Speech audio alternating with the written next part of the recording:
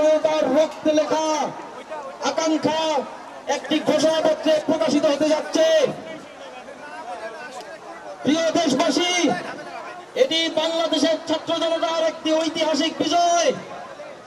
বাংলাদেশে 1971 সালের মুক্তিযুদ্ধের পর থেকে দুর্ভাগ্যজনকভাবে আমরা কখনো আমাদের আকাঙ্ক্ষা আইনের ভাষায় লিখতে পারি নাই, আমাদের জনগণের রাষ্ট্র তৈরি করতে পারি নাই।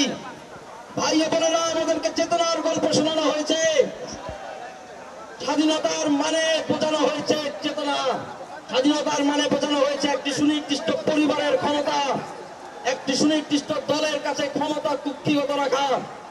আমরা বলেছি 24-এর গণঅভ্যুত্থানের স্পিরিট হচ্ছে বাংলাদেশের জনগণের খাদ্য, বস্ত্র, বাসস্থান, চিকিৎসার অধিকার, বাংলাদেশের কৃষক শ্রমিকের বেঁচে থাকবার অধিকার, বাংলাদেশের ছাত্র ভাই বোনদের শিক্ষার অধিকার, বাংলাদেশের মানুষের স্বাস্থ্য অধিকার, বাংলাদেশের মানুষের সার্বভৌমত্বের অধিকার।